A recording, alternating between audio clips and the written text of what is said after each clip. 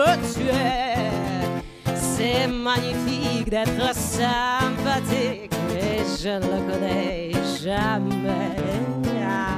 Je ne veux pas travailler, non, je ne veux pas déjeuner. Je veux seulement oublier. Et puis, je fais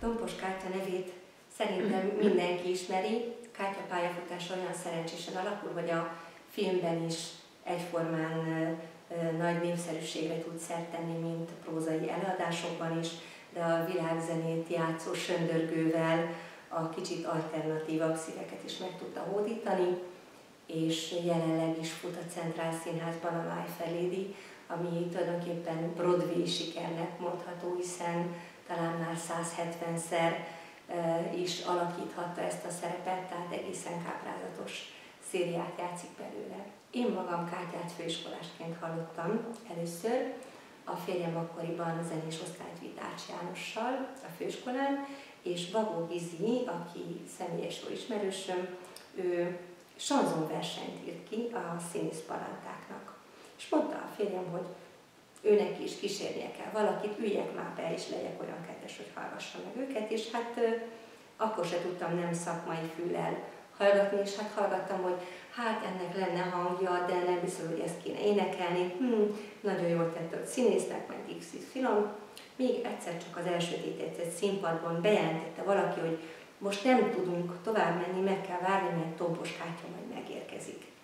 És az emberben van egy ilyen kicsit rosszallás, hogy hát egy színművészeti főiskolás és a közönség várjon, és de egyszer csak lekapcsolták a villanyokat, és beperdült Kátya a maga elképesztő természetességében.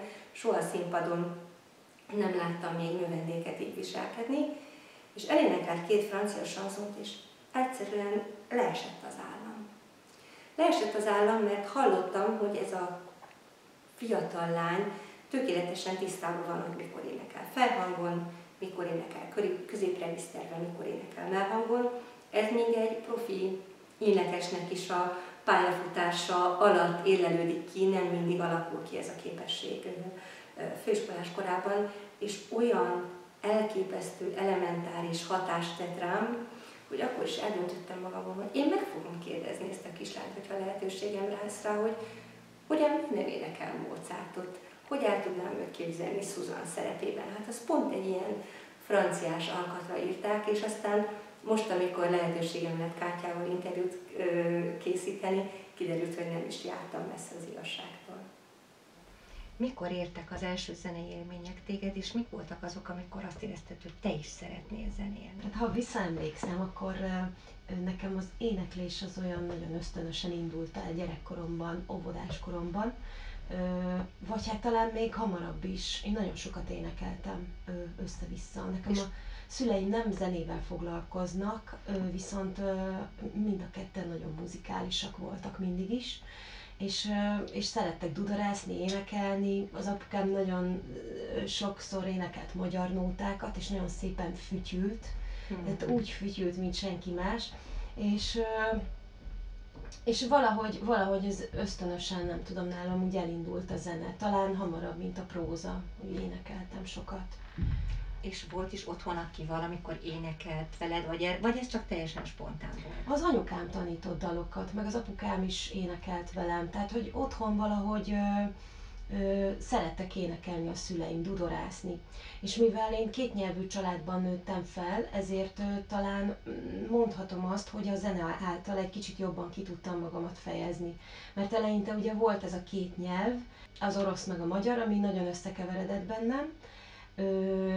Aztán valahogy a zene az ugyanúgy egy ilyen külön világ volt, mint a nyelv, mint az, hogy 2 nyelven kezdtem el beszélni.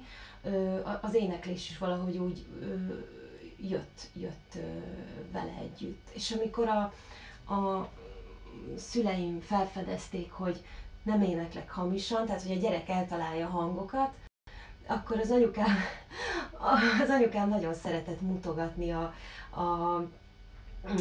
az emberek előtt, vagy hogyha jöttek vendégek, hogy na énekeld el azt, ahogy a gyerekeket szokták általában, hogyha valami elkezd nekik sikerülni, vagy valamihez van érzékük. És akkor így kerültem zeneiskolába, zenei általános iskolába, mert azt javasolták a szüleimnek, hogy küldjenek oda. És ez akkor rögtön egy sikerélmény volt neked, tehát ahhoz kapcsolódott, ez egy nagyon képszerű, mikor azt mondod, hogy jobban megértetted magadat, hogy ez azonnal ambicionált egyrészt a szereplésre is, és másrészt a zenére is? Igen, sikerélmény volt, de érdekes módon, amikor kérték, akkor soha nem szerettem énekelni. Akkor mindig valahogy elvette hát elveszett az a fajta izgalom belőle, ami csak az enyém volt. Valahogy ez, nem tudom pszichésen mit jelent, de amikor megkértek rá, hogy felfedezték, hogy én ezt tudom, és jól tudom, és akkor mutassam meg, és itt is énekeljek, meg ott is énekeljek, akkor kevésbé szerettem, mint amikor magamtól kezdtem rá. Szóval akkor ezt kimondhatjuk, hogy nem a siker motivált téged, hanem maga a cselekvés sorozat, hogy maga az éneklés adott akkora örömet. Az éneklés öröme, igen, főleg az éneklés öröme, és az, hogy akkor jutok ehhez az örömhöz, amikor csak akarok, vagy amikor én döntöm el. Nekem nehéz volt megszokni azt, hogy ez a szakmám része. Tehát, hogy nekem nehéz volt ezt a szakmám részének nyilvánítani. Nagyon sok zenésszel beszélek, akik abba hagyták egy időre a zenélést, mert elveszett az a fajta öröm, amiért elkezdtek fiatalkorukban vagy gyerekkorukban zenélni. És mert azt mondják a zenére, és talán ez a különbség a próza és a zene között, mindig próbálom megfogalmazni, de szerintem iszonyú nehéz, hogy ez valahogy ösztönösen indul el az emberekben, hogy ez valahogy sokkal inkább zsigeri. A prózai tehetség, vagy a prózához való tehetség is lehet valamilyen szinten ösztönös, persze, csak ahhoz előbb meg kell tanulni beszélni, meg kell tanulni kommunikálni, gondolkodni, tehát az egy érési folyamat része. A zenénél valahogy olyan, mintha nem lenne annyira szükség erre a fajta agyi érési folyamatra, inkább a lelki, inkább valamiféle ilyen belső ösztön, vagy nem tudom megfogalmazni, szóval nagyon nehéz megfogalmazni, de tudom, hogy nekem a gyerekkoromban, tehát az éneklés volt, ami által legelőször ki tudtam magamat fejezni, vagy úgy éreztem, hogy pontosan ki tudom magamat fejezni, vagy pontosabban. És nem volt gátlásod abban, hogy egyszer csak ráébredtél, hogy ez is egy ugyanolyan szakma, hogy ennek is vannak technikai részletei, amiket kvázi meg kell tanulni, vannak ilyen mellékes követelmények, mint szolfés, vagy esetleg plusz hangszertanulás, hogy ezek hogy jöttek be a serdülőkorral az életedbe, hogy ezek rátelepedtek, és akkor mert ugye a következő kérdésem az lenne, hogy miért nem csak errefelé mentél tovább? Hogy mi volt az, ami ebbe téged egy kicsit a próza felé, és hogy esetleg elijesztette valami a zenének a profizálódása, csúnya szóval. Lehetséges, igen, mert amikor egyre tudatosabb lett az, hogy nekem ezzel kéne valahogy foglalkoznom, akkor pont ez, amiről hamarabb meséltem, nagyon féltem elveszíteni az örömét, az éneklés örömét. És sokszor tapasztaltam azt, hogy tehát én igazából annyit tudtam gyerekkoromban, hogy szeretnék valamiféle művészettel foglalkozni.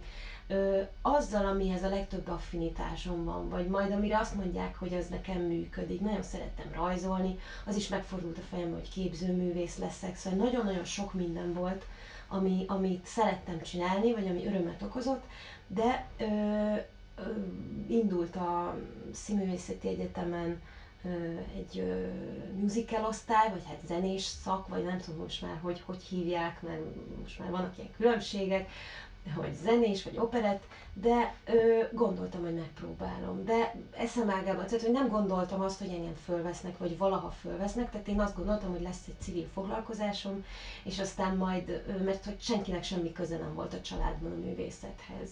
Bocsánat, szabad ne feled, hogy ide, hogy miért, tehát hogy nem fordult-e, vagy nem javasolták-e, hogy miért nem mész akkor konziba énekszakra? Hát mindenfélét javasoltak, csak közben meg elkezdtem színjátszókörbe járni, és azt is nagyon szerettem. Tehát, hogy szerettem játszani. Szerettem azt, hogyha az a dal, amit éneklek, vagy amit éneklek, az valamilyen szinten szituációba kerül. Tehát, hogy önmagában nem szerettem azt, amikor ki kell menni a színpadra, megszólal a zene, és el kell énekelni valamit, mert úgy éreztem magam, mint aki lóg a levegőben. Tehát mindig az segített, hogyha körülötte volt valami szituáció. És ezt akkor fedeztem fel, amikor elkezdtem színjátszókörbe járni, és zenés darabokat csináltunk. Hány éves voltál akkor?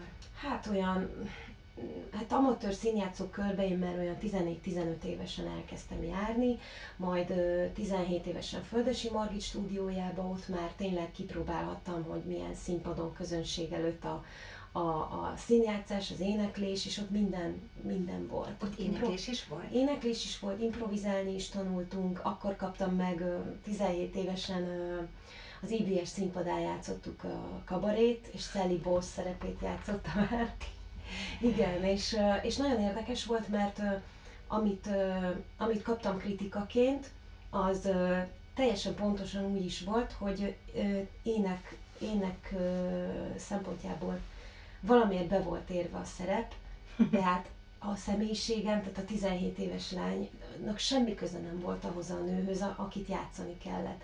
És valamiért a zenében ez ki tudott fejeződni. Tehát hangban megvolt. Hangban meg volt. Szóval ez a zenének, vagy ez az éneklésnek a varázsa, hogy az ember nem tudja honnan, tehát hogy nem volt olyan tapasztalatom, nem volt semmiféle élettapasztalatom ahhoz, hogy nem volt semmi a kezemben, hogy eljátszom ezt a szerepet, viszont valamiért hangilag megszületett. A prózák, azok nem, de tehát, hogy olyan volt, mint egy fiatal lány, aki játszik a színpadon. De valahogy az énekben meg azt mondták, hogy az meg úgy vitte az egészet. És akkor már te kaptál professzionális éneklést, oda akarok kiukadni, hogy mennyiben ösztönös az, hogy neked már úgy születtél kvázi, hogy be volt állva a helyes pozícióba az énekhangod, vagy ez egyfajta tanulás eredménye volt? Nem, egyáltalán nem volt beállva a hangom a helyes pozícióba, sőt, én úgy gondoltam, hogy én francia sanzonokat kezdtem énekelni, ezeken tanultam gyakorlatilag. Ez a főiskola előtt, én a főiskolán alatt hallottalak a sanzonversenyen téged, ma ott tűntél fel nekem, Ja. de hogy ezt már a főiskola előtt is csináltad? Igen, tehát akkor még nem képeztem a hangomat. Én azt gondoltam, hogy lesz egy ilyen kis 3-4 hangos regiszterem, amivel majd én jól el leszek, mert az a 3-4 hang az olyan nagyon erősen szól, és akkor az majd úgy működni fog. És nem is mertem fölé menni, tehát hogy én azt gondoltam, hogy én ez a sanzon fajta énekesnő leszek, vagy nem is, hogy énekesnő, hanem majd lehet, hogy egy színésznő lesz belőlem, aki el tud énekelni ilyen sanzonokat, azt általában el tudják énekelni a színészek, az nem nehéz, abban amúgy is az előadói készségre van szükség, és jól kell kifejezni, és még valahogy volt is bennem egy olyan, hogy nem is baj, hogyha nem tudok annyira jól, mert akkor majd nem fognak kiközösíteni, vagy nem, tehát hogy volt egy ilyen... Egy szégyen az, hogyha neked olyan hangod lett volna, azt egy kicsit úgy visszahúzódtál volna tőle? Nagyon furcsa, de nem szerettem kilógni a sorból, és mégis mindig valahogy úgy alakult, tehát nagyon nehezen tehát nehezen viseltem el, amikor találkoztam valamiféle mondjuk ilyen kiközösítéssel, vagy tehát akkor inkább nem mutattam, hogy mi van, hogy mit tudok, vagy nem is hittem el, hogy azt én jól csinálom, hanem egyszerűen tényleg ott volt ez a kis mély regiszter, és akkor én azzal dolgoztam. És amikor felvettek a Színművészeti Egyetemre, akkor kezdtem el hivatalosan képezni a hangomat. Bagó Gizella hangképző mesterhez kerültem, akivel nagyon-nagyon nagy szerencsém volt, ő operaénekes nő volt, és Nina Dorliáknál tanult A Richternek a feleségén.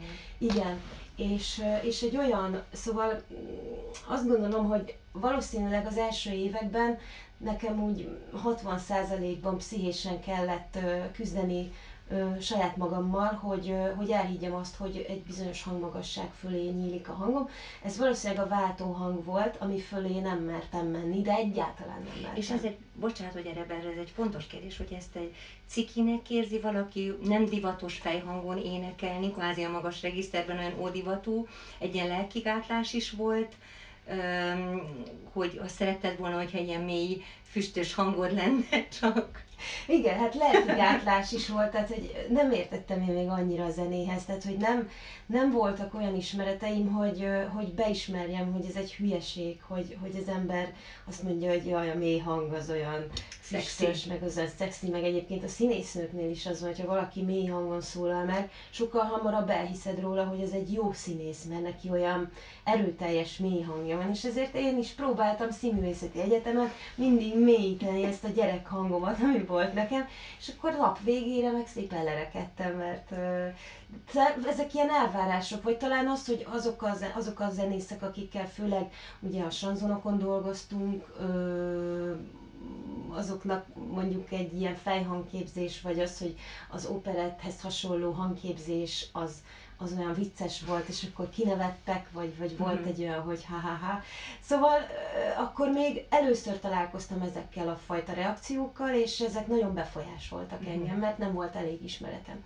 Amikor a színművészetire bekerültem, és egy olyan, ugye Gizellához, egy olyan mesterhez kerültem, aki a klasszikus hangképzésnek a mestere, de azzal a fajta klasszikus hangképzéssel, amit ő átadott, azzal az ember többféle stílusban, többféle műfajban tud érvényesülni, és hát az a különlegesség benne, hogy pontosan meghallja és megérzi valakinek a hangját, hogy mennyit lehet, mennyi időre van szükség az illetőnek, hogy valamit kidolgozzon vele, vagy valamit helyre tegyen, vagy hogy kell, merre kell őt irányítani, és ez a legnehezebb, és ez az, amiben ő csodálatra méltó, hogy azt a hangot képzi, amit kézhez kap, aki bejön a zongorához, a termébe. Nem egy fiktív személyiséget akar, tehát ő nem gondolkozik ezekben a standard kategóriákban, igen, hanem belőled gondolta, hogy kihozza legyen. Tehát nem úgy gondolja, hogy ahogy ő, vagy hogy csak úgy, ahogy ő tudja, abszolút egy mester, tehát ez a nagybetűs mester, akinek hihetetlen szélesek az ismeretei, és egy ilyen hatalmas érzékenység van benne. És ez tulajdonképpen neked egy érzelmi biztonságot adott, hogy elinduljál más műfajok felé is? Igen, de nagyon megküzdöttünk eleinte, tehát hogy én ugye jöttem ebből a sanzonos világból, és akkor hát nem voltam hajlandó a váltóhangon fölött énekelni, ő pedig egyből adta a Vaccai és a Mozart áriákat. Hogy tehát rögtön nem is az, hogy musical vagy operett, hanem azonnal áttolt egy teljesen klasszikus képzés felé.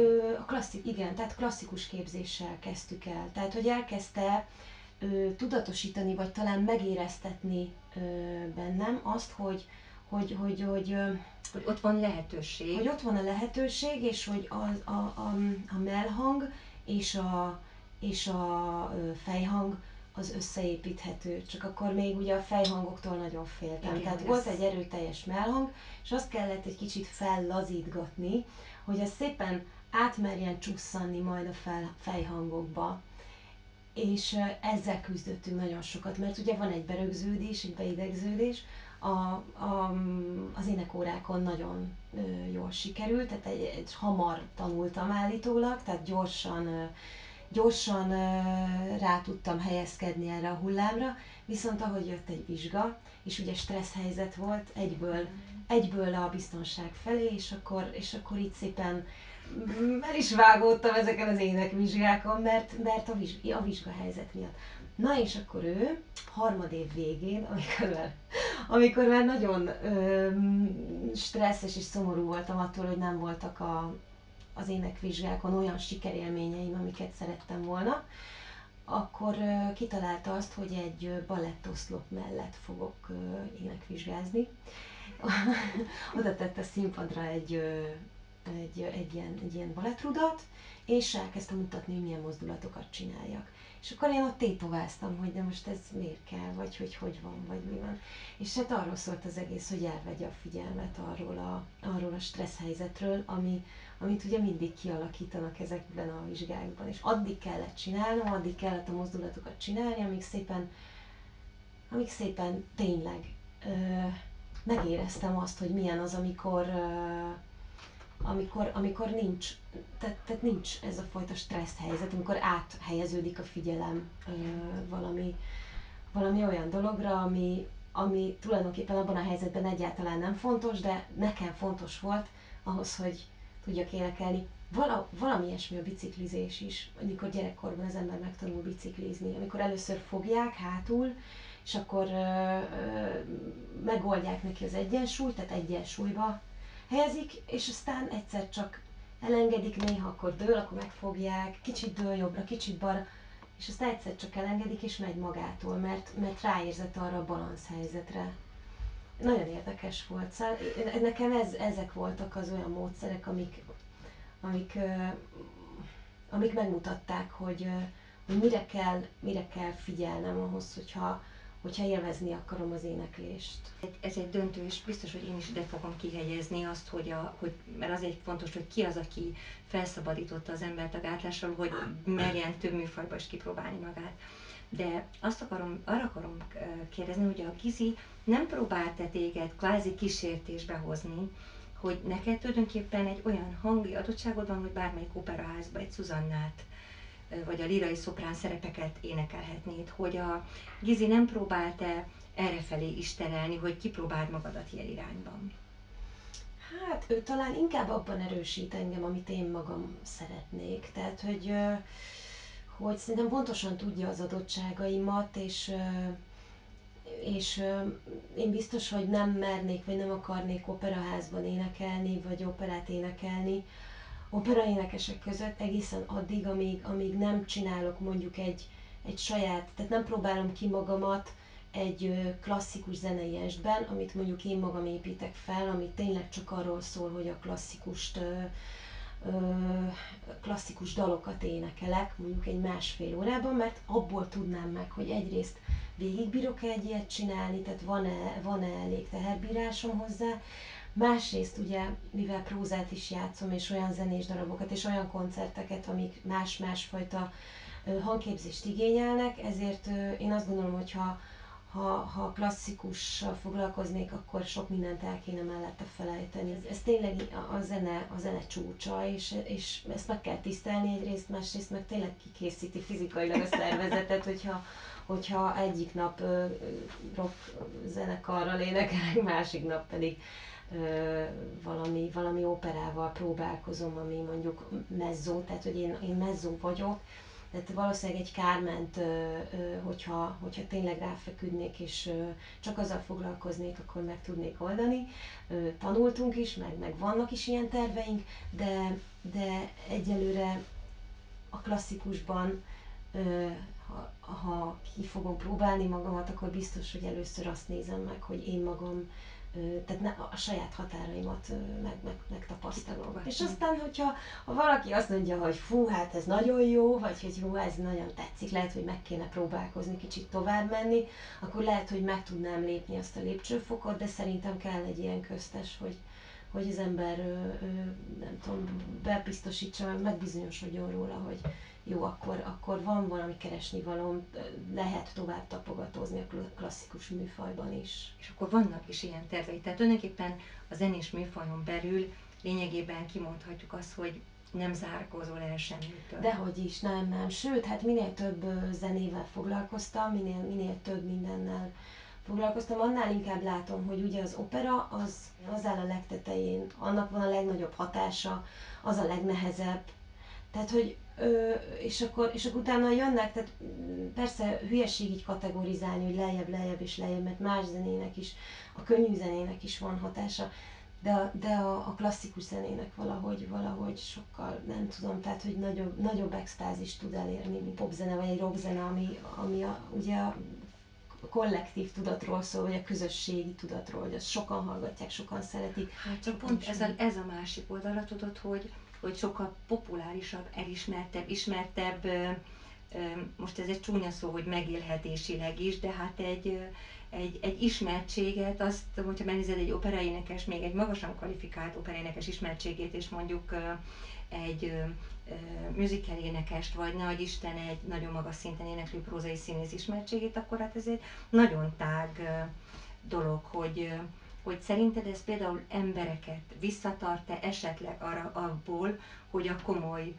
műfaj felé orientálódjon, mert azt látom, hogy téged a tisztelet tart vissza, vagy az, hogy mennyi mindenről le kellene mondani, de nem tudom nem észrevenni azt, hogy nagyon sok mindenkiben eleve egy tartózkodás van a komolyabb műfajok iránt. Hát én szerintem szerintem ez valahol szocializáció kérdése is, hogy milyen zenében nőtt fel, mi az, amiket hallgatott, milyen társaságba jár, mi az, ami hatással van rá, az, hogyha valakihez nem áll közel az opera, ami én is emlékszem, hogy nem állt közel hozzám egy ideig, azt mondtam, hogy hát ez komolyan, hogy ezt kell hallgatni, hogy emberek így énekelnek, hogy ennek mi értelme van. Mondtam ezt, nem tudom, kamaszkoromban, amikor az ember csapódik ide meg oda, és azoknak a zenét hallgatja, akik éppen a baráti köréhez tartoznak, és aztán később pár év múlva visszahallgatja azokat a zenéket, és azt mondja, hogy Jézus Mária. És ahogy ugye fejlődünk az életben, vagy amivel foglalkozunk, szerintem az opera is olyan, mint egy ilyen bor, amihez föl kell nőni, tehát hogy egy idő után, hogyha már az ember csúcsborokat kóstol, akkor már megérzi, hogy melyiket csinálták tablettából, vagy hogy melyik az, ami gagyi. Tehát, hogy az valahogy, ez tényleg egy érési folyamat része, erre meg kell érni, és én nagyon sokszor gondolom azt, hogy mondjuk szakmabeli, tehát vagy színészettel, vagy zenével foglalkozik, és elítéli a klasszikus műfajt, az egyszerűen kicsit fél, tehát hogy fél attól, vagy van benne egy olyan görcs, hogy ő ide soha nem fog felérni, vagy hogy ő nem lesz így megtisztelve, vagy hogy amit ő csinál, annak nincs akkora hatása, mint amikor egy áriát elénekel valaki, és akkor leborulnak a lábai elé, és nem tudom, 10 percig tartó taps van. Tehát, hogy ezeket valaki megtapasztalja, valaki meg olyan műfajjal foglalkozik, amiben nincsenek 10 percig tartó tapsok, ettől még el van ismerve, csak más, amikor az ember szembesül ezzel, hogy igen, hogy ez egy ilyen műfaj, hogyha egyszer eljutsz odáig, és tényleg ezt választod, akkor már nyilván nem lépsz vissza, tehát akkor már nehéz visszalépni onnan. Teljesen érthető módon.